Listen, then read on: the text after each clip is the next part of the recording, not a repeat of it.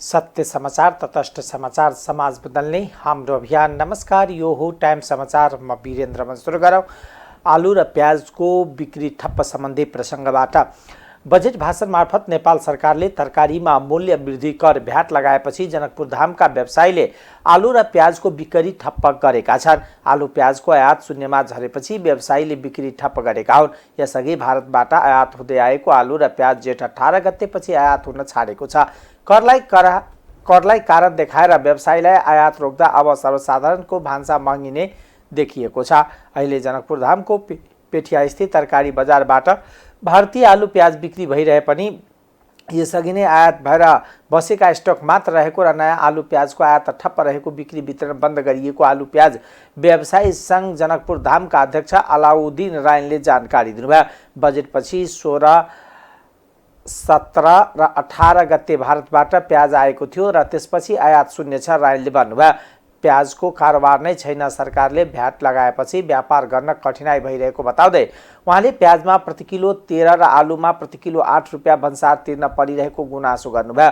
VAT लागेपछि 2-4 truck आलु प्याज मगाए पनि आधा मात्र बिक्री भएको र आधा गोदाममै सडेको उहाँको दुखेसो छ। उहाँले सरकारसँग आलु प्याज लगायतका तरकारी र फलफुलमा लगाएको भ्याट खारिज गर्न र खुला सीमा नाकालाई नियन्त्रण गर्न आग्रह समेत गर्नुभयो।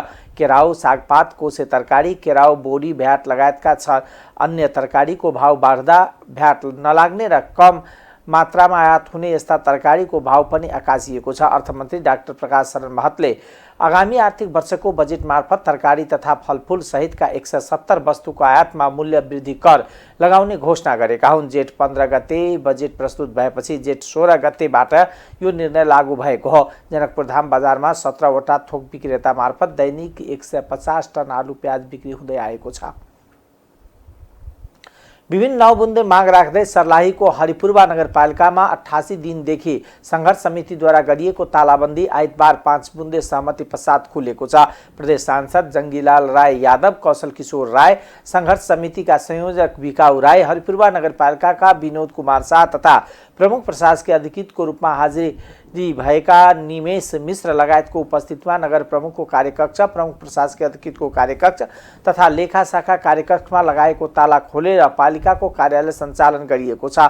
तत्सहित 15 गते सङ्घर्ष समितिद्वारा तालाबन्दी गरिएपछि हरिपुरवा नगरपालिकाको विकास निर्माणको सम्पूर्ण काम अवरुद्ध भएको थियो, जस कारणले सशर्त अनुदानको करिब 34 करोड भन्दा बढी रकम फ्रिज हुने अवस्थामा पुगेको छ। हरिपुरवा नगरपालिकामा भएको तालाबन्दीपछि कुनै पनि प्रमुख प्रशासकीय अधिकृत हरिपुरवा आउन नमानेको बेला पहिलो पटक उपसचिवमा नाम निकाल्न सफल भएका प्रशासकीय अधिकृतका रूपमा निमेश मिश्र पदस्थापना तथा हाजिर भएर नगरपालिकाको कामकाज अगाडि बढाएका छन्। हाजिर तथा पदस्थापना कार्यक्रममा नगर प्रमुख विनोद कुमार शाह, उपप्रमुख सुमित्रा देवी, वार्ड नम्बर 1 देखि 9 सम्मका वार्ड अध्यक्षहरू, कार्यपालिकाका सदस्यहरू, कर्मचारी सहितको उपस्थिति रहेको थियो। हाजिर तथा पदस्थापना भए लगत्तै हरिपुरवा नगरपालिकाभित्र केन्द्रीय तथा प्रदेशबाट भइरहेको विकासको कार्यक्रमहरूको स्थलगत निरीक्षण समेत गरिएको छ।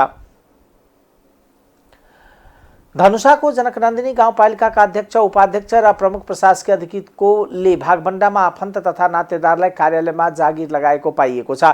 गाउँपालिकाका अध्यक्ष दिपिन देवी यादव, उपाध्यक्ष कमला सहगल र प्रमुख प्रशासकीय अधिकृत अयोधी दासले इन भागबण्डा र सेटिङमा आफन्त नातेदारलाई करारमा भर्ना गरेको खुलेको छ। भर्खरै अनमी सहायक चौथो तहको प्रकाशित गरेको नतिजामा प्रमुख प्रशासकीय अधिकृत र उपाध्यक्षको बुहारीलाई छनौट गरिएको छ। गत वैशाख 24 गते अनमी सहायक चौथो पदपूर्तिमा प्रकाशित सूचना अनुसार जेठ 29 गते लिएको सेवा सम्बन्धी विषयगत लिखित परीक्षा र अन्तर्वार्ता जेठ 32 गते सञ्चालन भएकोमा असार 7 गते पदपूर्ति समितिको निर्णय अनुसार अनमी सहायक चौथो तहमा प्रमुख प्रशासकीय अधिकृत अयोधी दासकी बुहारी नीति कुमारी र उपाध्यक्ष कमला सहगलकी बुहारी सुमित्रा मैया ठकुरीलाई सफल उम्मेदवार घोषित गरिएको हो। अन्य उम्मेदवारहरू सुदीक्षा सहगल र वैनिशा खरेलको नाम वैकल्पिकमा राखिएको छ। यसअघि रोजगार संयोजकको लागि गाउँपालिकाले निकालेको विज्ञापनमा अध्यक्ष यादवका भतिजो रञ्जन कुमार मरितालाई छनौट गरिएको थियो। स्थानीय इन्द्रजित गोइतले तीनैजना सेटिङमा पालिकामा भ्रष्टाचार र ब्रह्मलुट मचाएको आरोप लगाए।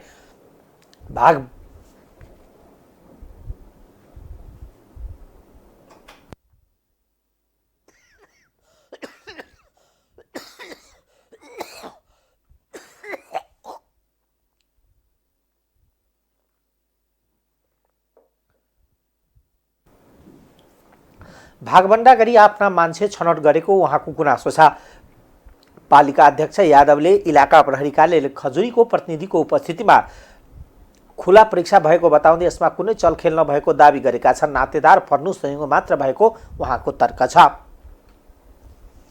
उपप्रधान तथा गृहमन्त्री नारायण काजी श्रेष्ठले प्रतिपक्ष विरोधमा भाषमा फस्ने र सत्तापक्ष निरङ्कुश बन्ने प्रवृत्तिको अन्त गर्नुपर्ने बताउनु भएको छ। सहीलाई सही र गलतलाई गलत भन्ने पक्षमा प्रतिपक्षी र सत्तापक्ष तयार नभएसम्म मुलुकमा सङ्घीय लोकतान्त्रिक शासन व्यवस्थालाई सही ढङ्गले अघि बढाउन नसकिने भएकोले पनि प्रतिपक्ष विरोधमा र सत्तापक्ष निरङ्कुश बन्न नहुने उहाँको तर्क थियो।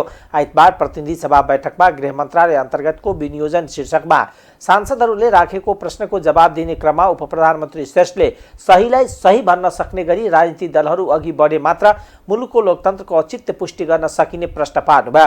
गृहमन्त्री श्रेष्ठले प्रतिपक्षका केही सांसदहरूले प्रहरी बढुवामा पैसाको चलखेल भएको आरोप लगाएको उल्लेख गर्दै त्यसलाई आफूले शून्यमा झारिदिएको दावी गर्नुभयो। उपप्रधानमन्त्री श्रेष्ठले नेपालको लोकतन्त्र मौलिक खालको भएको उल्लेख गर्दै त्यसलाई उन्नत ढङ्गले अघि बढाउने विषयमा राजनीतिक दलहरूले गम्भीर आत्मसमीक्षा गर्दै अघि बढ्नुपर्ने आवश्यकता उल्याउनुभयो। उपप्रधानमन्त्री श्रेष्ठले वर्षातका कारण हुने विपद जोखिम न्यूनीकरणका लागि सरकारले सम्बन्धित निकायहरूलाई तयारी अवस्थामा राखेको दावी समेत गर्नुभयो। त्यसका लागि आवश्यक लगानी र साधनको व्यवस्थापन गर्ने कार्यलाई पनि सरकारले तीव्रता दिएको उहाँको भनाइ थियो। सम्बद्ध सुरक्षा निकायहरूको प्रभावकारी परिचालन गरिएको छ। ट्राफिक प्रहरीको प्रोत्साहन भत्ता व्यवस्थापन निर्देशिका 2075 बमोजिम काठमाडौँ उपत्यका ट्राफिक व्यवस्थापन कार्यमा खटिने प्रहरी कार्यालय सहयोगीदेखि प्रहरी नायक उपरीक्षकसम्म प्रोत्साहन भत्ता उपलब्ध गराउने व्यवस्था अनुसार प्रोत्साहन भत्ता वितरण गर्दै आएकोमा चालु आर्थिक वर्षको लागि बजेट त्यसमा पनि माग गरिएको छ। यहाँ मान्य सदस्यहरूले पनि यस सन्दर्भमा ध्यानाकर्षण गराउनु भएको थियो, त्यसमा मन्त्रालयको ध्यान गएको छ। कार्य हेर्नको लागि छुट्टै संस्थाको रूपमा राष्ट्रिय विपद जोखिम न्यूनीकरण तथा व्यवस्थापन प्राधिकरण स्थापना भई विपद व्यवस्थापनका विभिन्न कार्यहरू अगाडि बढिरहेको छ। सम्माननीय प्रधानमन्त्रीजीको अध्यक्षतामा राष्ट्रिय परिषद, गृहमन्त्रीको अध्यक्षतामा कार्यकारी समिति, प्रदेश सभा प्रदेशमा प्रदेश परिषद र कार्यकारी समिति, जिल्ला र स्थानीय विपद व्यवस्थापन समितिहरू विपद उत्थानशील शासन पद्धतिको सुदृढीकरणमा संस्थागत एवं संरचनागत रूपमा क्रियाशील हुन। ओखलढुङ्गा जिल्ला प्रशासन कार्यालयले स्थानीय तहसँग समन्वय गरी विपद विस्थापितहरूलाई सुरक्षित स्थानमा राखिएको छ र आवश्यक राहतको व्यवस्था गरिएको छ। प्रकोपको कारणले पुग्न केही समय लागेका भए अति दुर्गम स्थानमा शीघ्र राहत पुर्याउन मन्त्रालय र जिल्ला प्रशासन कार्यालयहरू संवेदनशील रूपमा क्रियाशील रहेका छन्। खाद्यान्न, औषधि लगायतका अन्य राहतका लागि जिल्ला प्रशासन कार्यालयको नेतृत्वमा स्थानीय स्तरमा व्यवस्थापन भइरहेको छ। त्यसमा ऐक्यबद्धताको निम्ति मान्य सदस्यहरूलाई धन्यवाद दिन चाहन्छु र यी विषयहरूलाई जसरी हामीले ऐनमा मस्यौदाको रूपमा, नियमावलीमा संशोधनका रूपमा अगाडि बढाउने र लोकसेवासँग परामर्श गर्ने काम अगाडि बढाएका छौँ, त्यसलाई छिटै सकारात्मक निष्कर्षमा पुर्याउन सकिने अपेक्षाका साथ सबै मान्य सदस्य र यस सदनको पनि सहयोगको मैले अपेक्षा गरेको छु। एकजना अर्थमन्त्रीले बजेट प्रस्तुत गर्दै हुनुहुन्थ्यो, हामीले बजेटको बक्सा नै फोडिदिउँ, ब्रिफकेसै फोडिदिउँ। त्यस्तो बहादुरी गर्ने काम पनि हामीबाट भएको छ। सबै विरोध गर्ने, सत्ता पक्षमा भएपछि सबै ठिक भए लिने, अझ निरङ्कुश बन्ने, यो प्रवृत्तिले हाम्रो लोकतन्त्रको रक्षा हुन सक्दैन, लोकतान्त्रिक अभ्यासलाई अगाडि बढाउन सक्दैन र लोकतन्त्र मार्फत नेपाली समाजको सामाजिक आर्थिक रूपान्तरण र समृद्धिको लक्ष्यमा पुग्न सकिन्न। त्यसकारण मेरो विनम्रतापूर्वक अनुरोध छ, हामी सोचौँ, नयाँ अभ्यासमा जाउँ। अहिले भन्नुहोस्, उपप्रधानमन्त्री श्रेष्ठले विपद व्यवस्थापनका लागि स्थानीय तहमा रहेको विपद व्यवस्थापन समितिहरूलाई पनि सक्रिय बनाइएको बताउनुभयो।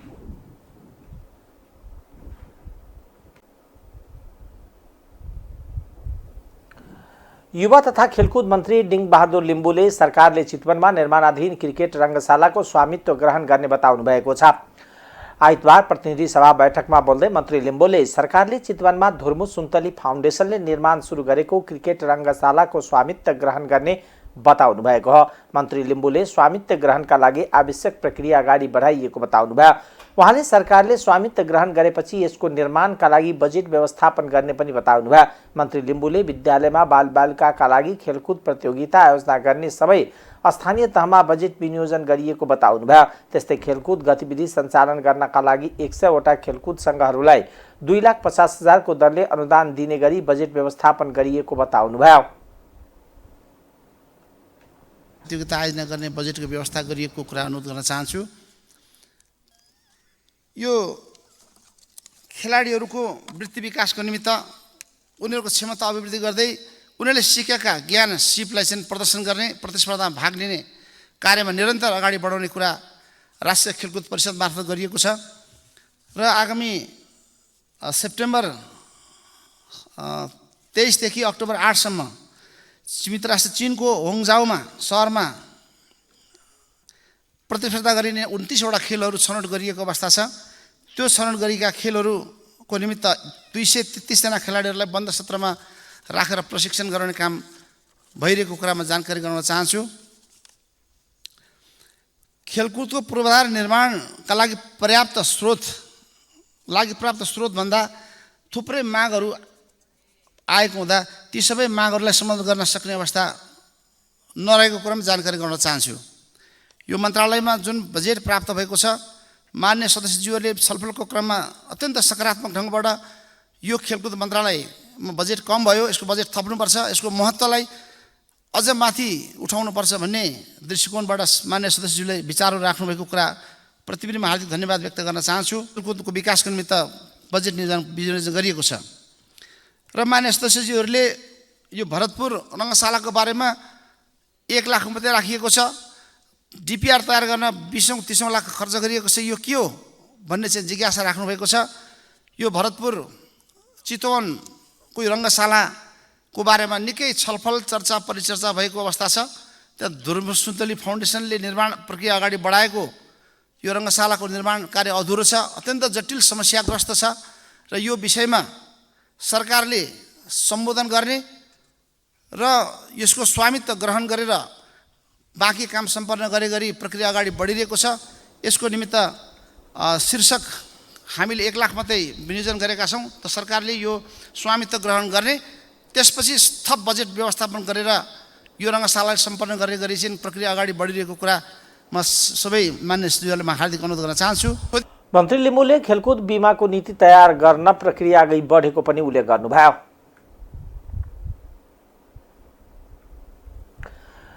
वन तथा वातावरण मन्त्री वीरेन्द्र प्रसाद महतोले आगामी आर्थिक वर्षमा मुलुकलाई काठमा आत्मनिर्भर बनाउने लक्ष्य राखिएको बताउनु भएको छ। आइतबार प्रतिनिधि सभा बैठकमा बोल्दै मन्त्री महतोले आगामी आर्थिक वर्षको बजेटमा काठ तथा काष्ठजन्य वस्तुमा मुलुकलाई आत्मनिर्भर बनाउने गरी विनियोजन गरिएको बताउनुभयो। उहाँले आगामी वर्ष काठ आयातलाई प्रतिस्थापन गर्ने लक्ष्य राखिएको बताउनुभयो। मन्त्री महतोले आगामी बजेट वनको दिगो व्यवस्थापन, सार्वजनिक तथा नदी उकास क्षेत्रमा वृक्षारोपण, भू तथा जलाधार संरक्षण, जैविक विविधताको संरक्षण, जलवायु परिवर्तनको अनुकूलन र वातावरण संरक्षण कायम गर्दै वन क्षेत्रलाई आर्थिक वा उत्पादनमूलक क्षेत्रको रूपमा विकास गर्ने गरी प्रस्ताव गरिएको प्रश्न पार्नुभयो। मन्त्री महतोले दिगो वन व्यवस्थापन मापदण्ड तयारीको अन्तिम चरणमा रहेको जानकारी दिनुभयो। त्यस्तै निजी जग्गामा रहेको रुख बिरुवा कटान गरी कृषि बाली सर ओसार बसार गर्न पाउने गरी व्यवस्था गरिएको उहाँले बताउनुभयो। र अन्तर सम्बन्धित विषय भएकोले नेपालले तय गरेको दोस्रो राष्ट्रिय निर्धारित योगदानले तय गरेको लक्ष्य प्राप्तिमा सबै विषयगत मन्त्रालय, प्रदेश सरकार तथा स्थानीय सरकारको समेत रचनात्मक सहयोगको अपेक्षा राखेको छु। स्वच्छ वातावरणको अधिकार संवैधानिक अधिकार हो र वातावरण अन्तर सम्बन्धित विषय भएकाले सो हासिल गर्न हामी सबैको साझा तथा जिम्मेवारपूर्ण भूमिका हुनु पर्दछ। वातावरण संरक्षणमा प्लास्टिक झोला नियन्त्रण, कार्ययोजना कार्यान्वयन, मापदण्ड तथा निर्देशिका तर्जुमा अनुगमन, पार्क निर्माण, व्यवस्थापन, प्रयोगशाला, रेस्टुरेन्टी प्रचार प्रसारका कार्यक्रमहरू तय गरिएका छन्। विकास र वातावरणलाई सँगसँगै लग्न सके मात्र हाम्रो विकास दिगो हुन जान्छ। वन तथा वातावरण मन्त्रालयले वातावरणीय स्वच्छता कायम गरिने विकासको सधैँ प्रोत्साहन गर्दछ।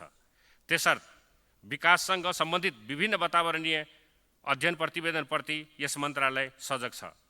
वातावरणीय नियमावली तथा अन्य नीतिगत व्यवस्था अनुरूप गरिएका अध्ययन प्रतिवेदन कार्यान्वयन तथा स्वीकृतिमा वन तथा वातावरण मन्त्रालयले सधैँ सहजीकरण गर्नेछ भन्ने कुरोमा मान्यजीहरूलाई विश्वस्त तुल्याउन चाहन्छु। आजको होइन, यो मलाई लाग्छ दोस्रो तेस्रो पुस्ता गइसक्दा पनि हामीले यसलाई व्यवस्थापन गर्न सकिरहेका छैनौँ।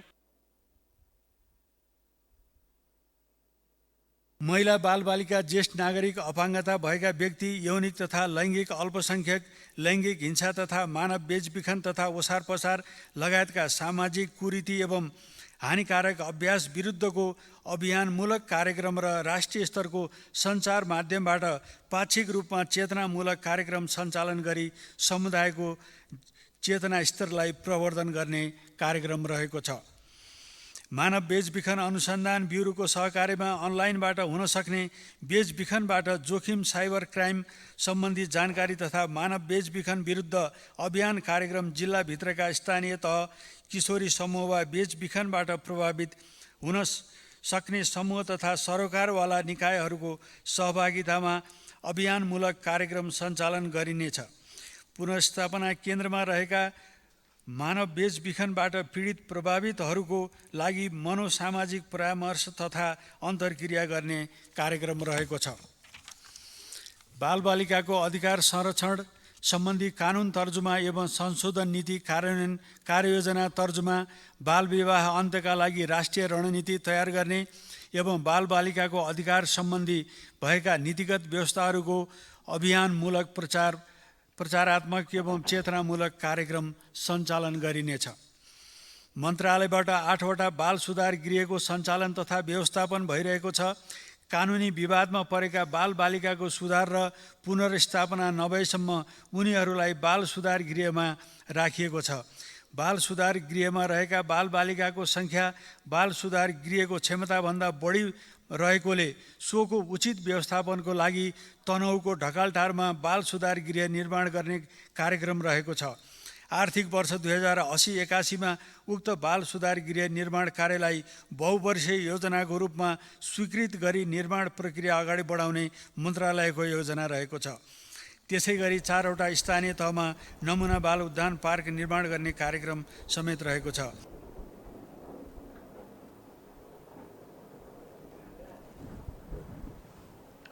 महिला बालबालिका तथा ज्येष्ठ नागरिक मन्त्री सुरेन्द्र राज आचार्यले आफ्नो मन्त्रालयलाई अपाङ्ग मैत्री नमुना मन्त्रालयको रूपमा विकास गर्ने कामलाई प्राथमिकता दिएको बताउनुभयो। आइतबार महिला बालबालिका तथा ज्येष्ठ नागरिक मन्त्रालयको विनियोजन शीर्षकमाथि सांसदहरूले उठाएको प्रश्नको जवाब दिने क्रममा उहाँले सो कुरा बताउनु भएको हो। मन्त्री आचार्यले राष्ट्रिय तथा अन्तर्राष्ट्रिय गैर सरकारी संस्थाहरूलाई राष्ट्रिय प्राथमिकताको क्षेत्रमा परिचालन गर्ने व्यवस्था गरिएको पनि बताउनुभयो। गैर सरकारी संस्थाहरूले आफू खुसी काम गरिरहेको गुनासो आइरहेको बेला मन्त्री आचार्यले उनीहरूलाई राष्ट्रिय आवश्यकताको आधारमा परिचालन हुने गरी आवश्यक व्यवस्था मिलाइएको बताउनुभयो। मन्त्री आचार्यले सरकारी तथा गैर सरकारी संस्थाहरूको अनुगमन र मूल्याङ्कनका लागि प्रदेश र स्थानीय तहसम्म पनि योजना तर्जुमा गर्नका लागि अन्तर्क्रिया कार्यक्रम गर्ने आयोजना रहेको समेत बताउनुभयो।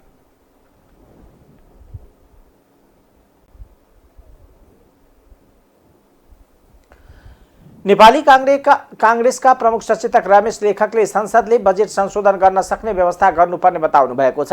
आइतबार प्रतिनिधि सभा बैठकमा बोल्दै प्रमुख सचेतक लेखकले आजसम्म बजेट संशोधन हुन नसक्ने व्यवस्था रहेको भन्दै आगामी दिनमा संसदले बजेट संशोधन गर्न सक्ने व्यवस्था गर्नुपर्ने बताउनुभयो। उहाँले बजेट संशोधन हुँदैन भनेर संसदभित्र बजेटको सम्बन्धमा भएको छलफलको औचित्यमाथि नै प्रश्न उठ्न थालेको भन्दै यसप्रति सबै गम्भीर हुनुपर्ने बताउनुभयो। नेकपा माओवादी केन्द्रका सांसद देवेन्द्र पौडेलले देशको आर्थिक अवस्थालाई सुदृढ बनाउन सत्ता पक्ष र प्रतिपक्ष एक हुनुपर्ने बताउनुभयो। उहाँले आर्थिक प्रणालीलाई लयमा ल्याउनको निमित्त सत्ता पक्ष र प्रतिपक्ष बाँड्ने अवस्था देशमा नरहेको जिकिर गर्नुभयो। उहाँले देशको आर्थिक अवस्था सुधार गर्नका निमित्त सामूहिक रूपमा अघि बढ्ने एउटा साझा सङ्कल्पको आवश्यकता रहेको बताउनुभयो।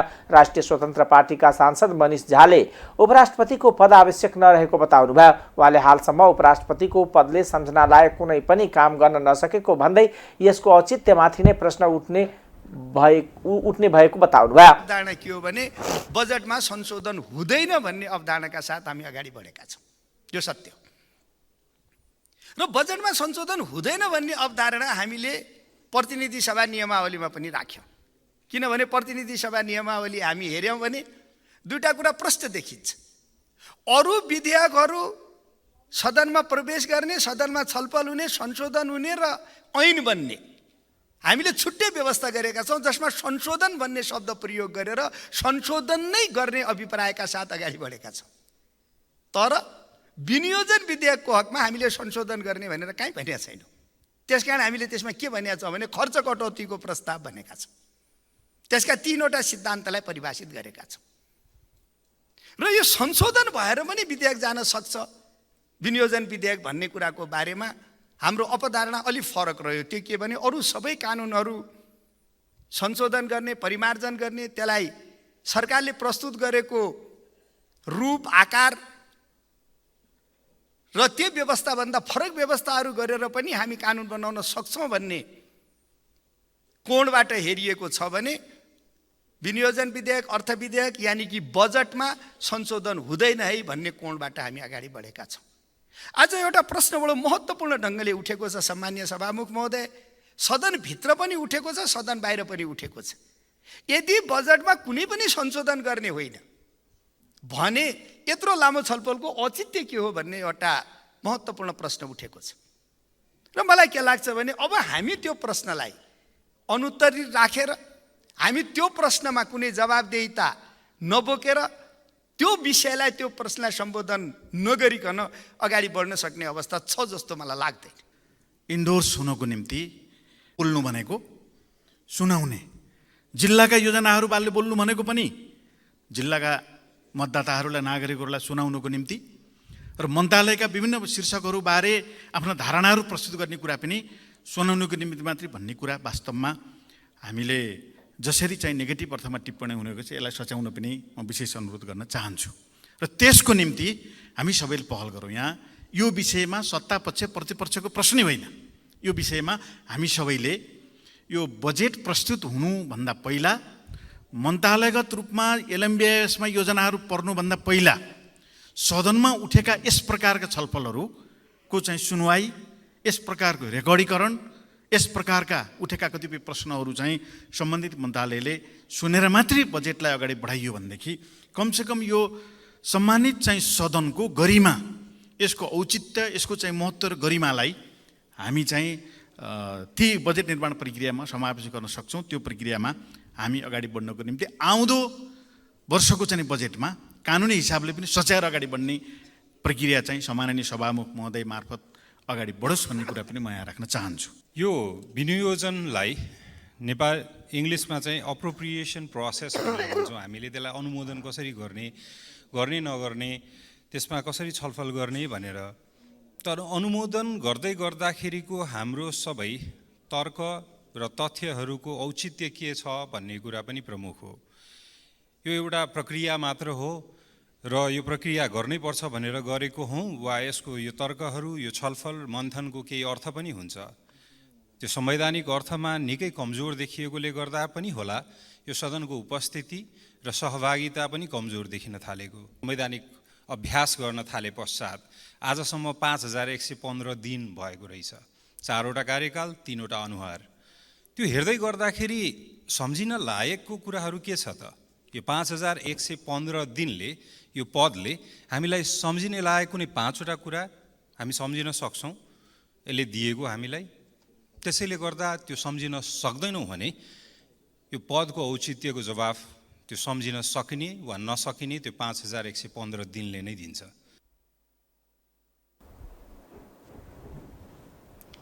सांसद झाले उपराष्ट्रपतिले गर्ने काम र राष्ट्रिय सभा अध्यक्षले नै गर्न सक्ने व्यवस्था गर्नुपर्ने बताउनुभयो। उहाँले कर र खर्च कटौतीका अनावश्यक पद राखिराख्नु नहुने बताउनुभयो। काठमाडौँ महानगरपालिकाले आगामी आर्थिक वर्ष 80-81 का लागि 25 अर्ब 54 करोड 78 लाख 20 हजारको बजेट विनियोजन गरेको छ। राष्ट्रिय सभागृहमा काठमाडौँ महानगरका उपप्रमुख एवं बजेट तथा कार्यक्रम तर्जुमा समितिका संयोजक सुनिता डङ्गोलले सार्वजनिक गर्नुभएको बजेटमा चालुतर्फ 8 अर्ब 61 करोड 53 लाख 28 हजार, पुँजीगततर्फ 16 अर्ब 93 करोड 24 लाख 92 हजार बजेट विनियोजन गरिएको छ। काठमाडौँ महानगरले चालु आर्थिक वर्षका लागि 25 अर्ब 41 करोड 96 लाख 96 को बजेट विनियोजन गरेको थियो। चालु आर्थिक वर्षको तुलनामा आगामी आर्थिक वर्षको बजेट 14 करोडले बढ्यो। आगामी आर्थिक वर्षको बजेटमा स्वास्थ्य शिक्षालाई पूर्वाधारलाई प्राथमिकताका साथ बजेट विनियोजन गरिएको छ, जस अन्तर्गत पूर्वाधारमा सबैभन्दा धेरै 7 अर्ब 34 करोड 64 लाख 71 हजार, शिक्षामा 1 अर्ब 32 करोड र स्वास्थ्यमा 92 करोड 66 लाख 44 हजार बजेट विनियोजन गरिएको छ। बजेटमा भौतिक पूर्वाधार विकास, फोहोर मैला व्यवस्थापन, लैङ्गिक समानता र सामाजिक समावेशीकरण, भाषा संस्कृति तथा सम्पदा संरक्षण र प्रवर्धन जस्ता विषयले समेटिएका छन्। आगामी आर्थिक वर्षका लागि महानगरलाई सङ्घीय सरकारबाट 2 अर्ब 14 करोड 31 लाख प्राप्त भएको छ।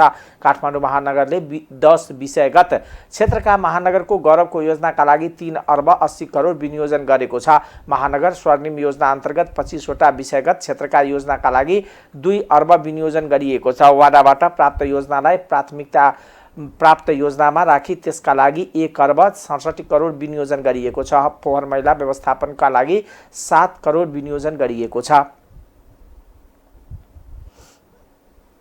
25 अर्ब 54 करोड 78 लाख 20 हजारको बजेट तथा कार्यक्रम प्रस्तुत गरिएको छ, जस अन्तर्गत चालुतर्फ रु 8 अर्ब 61 करोड 53 लाख 28 हजार र पुँजीगत तर्फ रु 16 अर्ब 93 करोड 24 लाख 92 हजार विनियोजन गरिएको छ, जुन क्रमशः 33.72 र 66.28% हुन आउँछ।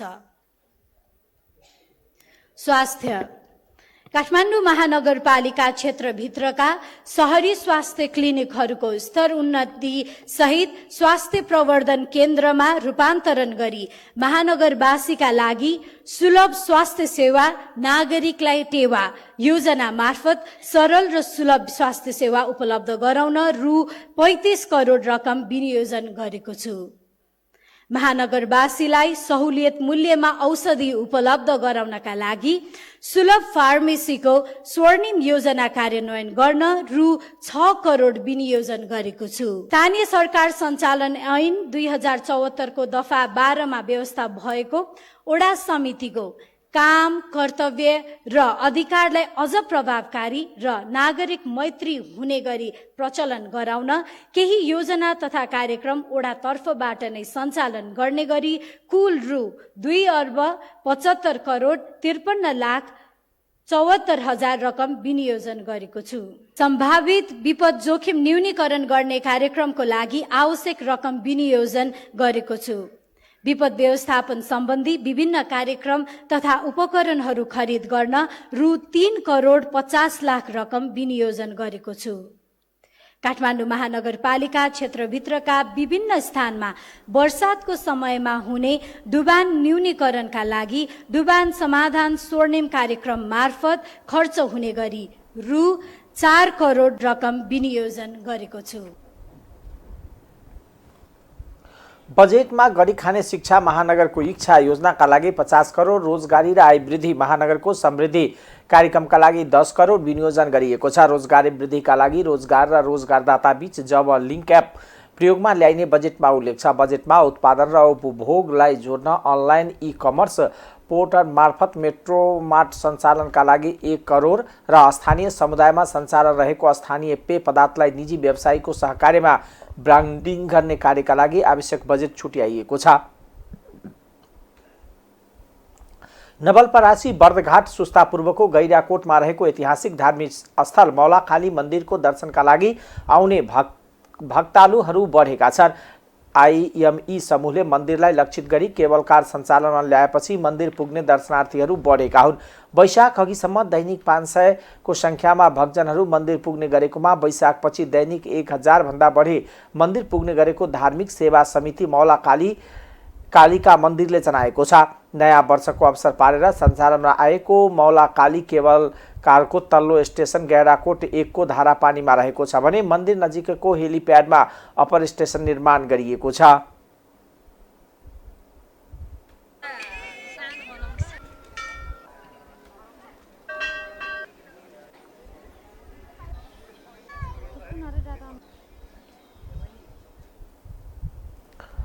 म्याग्दीका कृषि घार सहितका मौरी बिक्री नहुँदा निराश भएका छन्। घार सहितको मौरी बिक्री गर्न पछिल्लो फागुन चैतको याममा कृषकले गोलाबाट मह निकालेनन्। गोला छुट्याएर राख्दा महबाट आम्दानी गुमाएका कृषक घार सहितको मौरी नबिग्दा आहाराको व्यवस्थापन गर्न नसकेर समस्यामा परेका हुन्। मौरी पालन गर्ने नयाँ कृषक नथपिएको स्थानीय तह र कृषि ज्ञान केन्द्रहरूले मौरी पालन सम्बन्धी कार्यक्रम कटौती गर्नु, अस्वस्थ प्रतिस्पर्धा, टाढाको बजार खोजी हुन नसक्दा घार सहितको मौरी उत्पादन बढे पनि बजारमा अभाव देख्न थालेको हो। वर्षायाममा पानी पर्दा धेरै मौरी बचाउन समस्या हुने कृषकहरूको चिन्ता छ।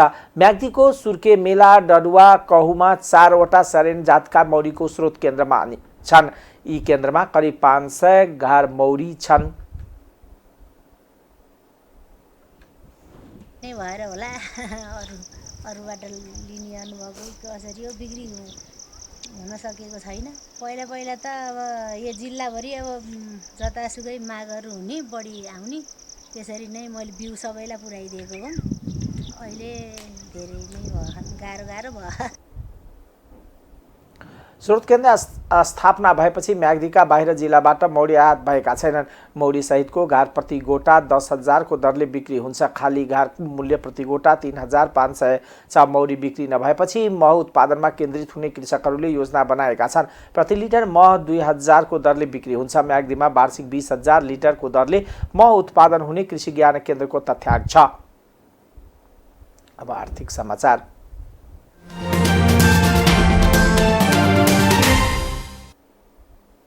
नेपालको औपचारिक अर्थतन्त्र भन्दा अनौपचारिक अर्थतन्त्र बढी बलियो बन्दै गएको चिन्ता अर्थविदहरूले गरिरहेका छन्। उता कुल गृहस्थ उत्पादन जीडीपी भन्दा वित्तीय प्रणालीमा निक्षेप बढी देखिएको छ।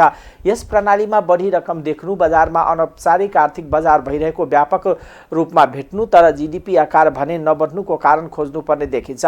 अहिले 15औं पञ्चवर्षीय योजनाको अन्तिममा आइपुग्दा मुलुकको कुल गृहस्थ उत्पादन जीडीपी को आकार 53 खर्ब 81 अर्ब 30 करोड रुपियाँ पुगेको छ। यस्तो आकार 15 वर्ष अघि आर्थिक वर्ष 64-65 सम्म जम्मा 8 खर्ब 15 अर्ब 70 करोडको हाराहारी मात्र रहेको थियो। तर यसरी हवात्तै जीडीपीको आकार बढ्दा समेत बैंक तथा वित्तीय संस्थाहरूको कुल निक्षेप भन्दा सानो देखिएको छ। नेपाल राष्ट्र बैंकको पछिल्लो तथ्याङ्क हेर्ने हो भने जीडीपी भन्दा निक्षेप बढिरहेको प्रश्न देखिन्छ।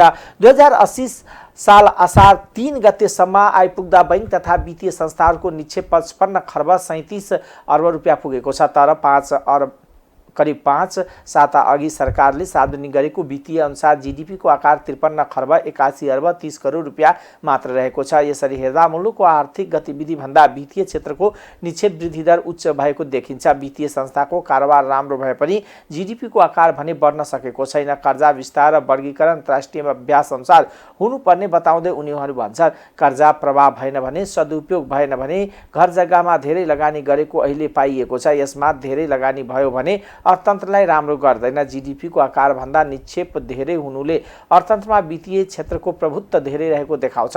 उत्पादनदेखि आय आर्जन हुने आर्थिक क्षेत्र, रोजगारी, सेवा लगायतका क्षेत्र छायामा परेको देखाउँछ। रेमिटान्सबाट आएको पैसा निक्षेपमा रूपमा देखिएको छ। यो पैसा उत्पादन क्षेत्रमा लगानी भएको छैन। बजारमा पनि सरकारले उत्पादनको क्षेत्रमा लगानी बढाउन भने मात्रै हुन्छ, तर काम गर्दैन। रेमिटान्स मार्फत भित्रिएको रकम उत्पादनमूलक क्षेत्र नगएर सबैजसो निक्षेप र घर जग्गामा गएको छ। वित्तीय क्षेत्रमा रहेको पुँजी उत्पादनमूलक क्षेत्रमा धेरै प्रयोग हुन सकेको छैन। ठुलो जलविद्युत परियोजनाहरूको पनि छैनन्। उद्योग व्यवसाय पनि छैनन्। कृषिमा सबैको मन छैन। अनि जाने भनेको घर जग्गा नै हो। यसको ठुलो समस्या निम्ताउन सक्छ। वित्तीय प्रणालीमा रहेको रकमलाई अर्थतन्त्रको विविधीकरणमा उपयोग गर्न सक्नुपर्छ। यसका लागि नीति निर्माणले नियमित रूपमा नीति निर्माण गर्नुपर्छ र हाम्रो जस्तो विकास उन्मुख देशको कुल गृहस्थ उत्पादन जीडीपी भन्दा वित्तीय क्षेत्र ठुलो भयो भने यसले सकारात्मक र नकारात्मक दुवै प्रकारको सम्भावित परिणामहरू निम्त्याउँछन्। अब अन्तर्राष्ट्रिय समाचार।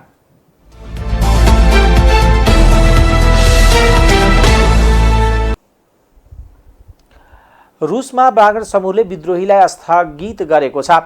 वाग्नर प्रमुख येभगेनी प्रिगोजिन रुस छाडेर बेलारुसमा प्रस्थान गरेको बीबीसीले जनाएको छ। यसअघि सरकारले सेना विरुद्धको अपराधमा मुद्दा चलाएमा अब मुद्दा फिर्ता लिन पनि खबरमा उल्लेख छ। थप रक्तपात हुन नदिने भन्दै वाग्नर समूहको राजधानी मास्को प्रवेश नगरी फर्किएको हो। प्रोगोजिनका समर्थकहरू गैराती एस्तोभबाट फिर्ता भएका छन्। भाडाको यो सैन्य समूह वाग्नरको सबै कार्यक्रमलाई फिर्ता लिएको छ। बेलारुसका राष्ट्रपति एलेक्जेन्डर लुकाभेन्सीले येगेन प्रिगोजिनसँग कुराकानी समेत गर्नुभएको छ। हिजो वाग्नर समूहका हात हतियार सहितको मस्कोतर्फ अगाडि बढिरहेको थियो। यो सँगै मस्कोको सुरक्षा व्यवस्था कडा पारिएको थियो भने राष्ट्रपति व्लादिमिर पुतिनले यो समूहलाई रोक्न कुनै कसर बाँकी नराख्ने चेतावनी दिनुभएको थियो। रुसले वाग्नर लडाकु समूहलाई आत्मसमर्पण गर्न आग्रह समेत गरेको थियो। अब खेलकुद समाचार।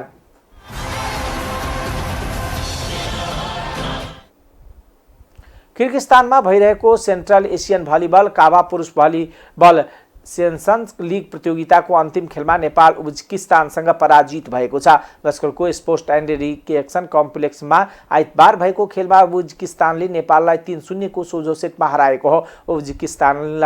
उज्बेकिस्तानले नेपाललाई पहिलो सेटमा 25-21, दोस्रो सेटमा 25-22 र तेस्रो सेटमा 25-23 ले हरायो। प्रतियोगितामा नेपालको यो लगातार 6औं हार हो। यसअघि भएको पहिलो खेलमा नेपाल मङ्गोलियासँग पराजित भएको थियो भने दोस्रो खेलमा आयोजक किर्गिस्तानसँग पराजित भएको थियो। त्यस्तै तेस्रो खेलमा इरान, चौथो खेलमा तुर्कमेनिस्तान र पाँचौं खेलमा आयोजक किर्गिस्तानको बी टोलीसँग पराजित भएको थियो। टाइम समाचार अहिलेको लागि यति नै। हेर्दै गर्नुहोला टाइम्स टेलिभिजन। नमस्कार।